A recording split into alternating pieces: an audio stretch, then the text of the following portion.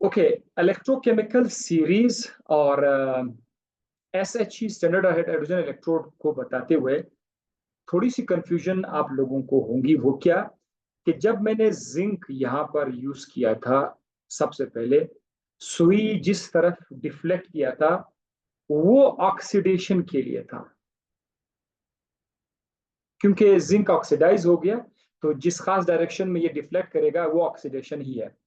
Value जो आपको मिली थी 0.76, ये प्लस में है। ठीक है, जो तजर्बे के दौरान आपको मिल जाए 0.76, ये ऑक्सीडेशन पोटेंशियल को शो करेगा जिंक के केस में। तो जिंक ने क्या किया, जिंक ने अपने आप को ऑक्सीडाइज किया था, Zn+2 का चार्ज, और उसने 2 इलेक्ट्रॉन छोड़ दिए थे। करंट लेफ्ट से राइट की तरफ जा रहा था, करंट लेफ्ट से राइट की तरफ जा रहा था। अब इसी जिंक का रिडक्शन पोटेंशियल को मलाने के लिए आपको करना क्या है, जो वैल्यू आपको गैल्वेनोमीटर ने बताई हुई है बस आप उसके साथ माइनस करिए, यानी ये 0.76 को बदलते -0.76, ये इसका रिडक्शन पोटेंशियल हो जाएगा। और इलेक्ट्रोकेमिकल सीरीज में हमने जो वैल्यू लिखी हुई है वो -0.76 है, अगर आप चेक करोगे। क्यों? क्योंकि हमारी जो इलेक्ट्रोकेमिकल सीरीज है वो हमने रिडक्शन पोटेंशियल के बेस पे बनाया हुआ है, तो लिहाजा वहां पर आपको -0.76 मिलेगा। फिर जब आप कॉपर की बात करते हैं, यहाँ पर उसमें वीडियो में वैल्यू को मैंने मुझसे मिस हुआ था, असल में ये 0.34 वाली वैल्यू है। ठीक है, तो जब आप जिंक के बजाय, ये जिंक में इधर से मिटा रहा हूं, अगर यहाँ पर कॉपर हो जाए, कॉपर अगर आपने लाया, कॉपर क्या करे, कॉपर के केस में सुई का डिफ्लेक्शन ऑफ कोर्स डिफरेंट होगा, वो अलग साइड पे होगा। सो अगर लेट सपोज अगर ये जिंक के केस में ये इस तरफ डिफ्लेक्ट हुआ है, तो कॉपर के केस में ये अपोजिट सिम्थ में डिफ्लेक्ट होगा। तो उस केस में ये अब रिडक्शन शो करेगा, रिडक्शन होगा। डिफ्लेक्शन से रिडक्शन का अंदाजा लगाया जा सकता है, ये स्टूडेंट कंफ्यूज हो जाते थे, तो अब मैंने ये क्लियर कर दिया। सो अब ये रिडक्शन है, वैल्यू कितनी दी थी, ये 0.34 है।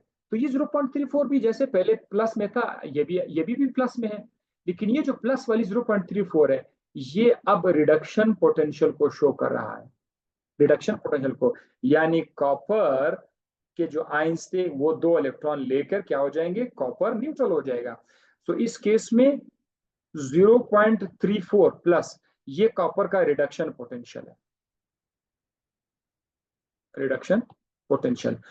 अब हम इसका ऑक्सीडेशन पोटेंशियल हम कैसे फाइंड करेंगे, इसी के सामने माइनस साइन लगाकर -0.34 कर दो, ये उसका हो जाएगा ऑक्सीडाइजिंग पोटेंशियल।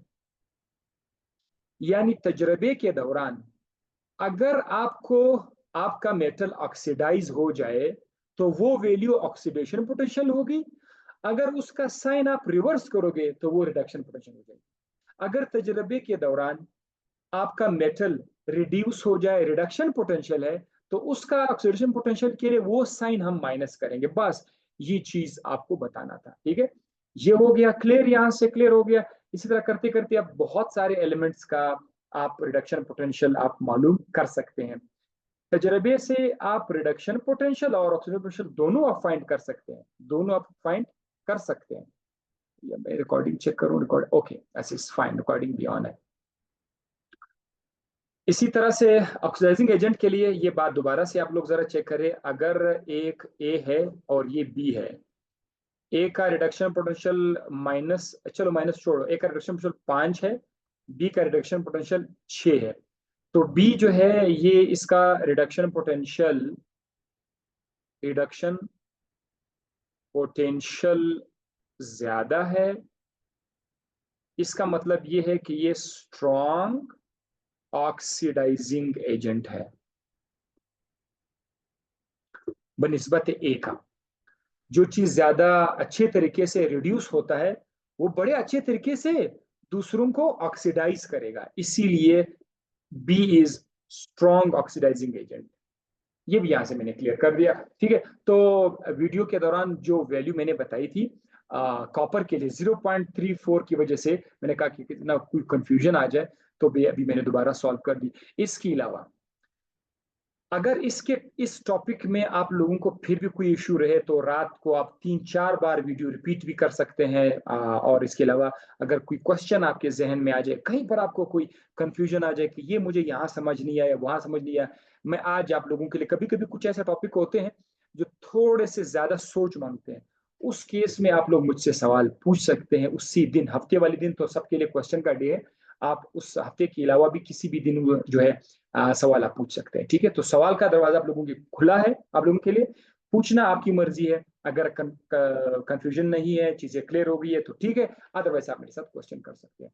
सो ठीक है, थैंक यू। कल इंशाल्लाह नेक्स्ट टॉपिक के साथ दोबारा मुलाकात होगी। अल्लाह हाफिज।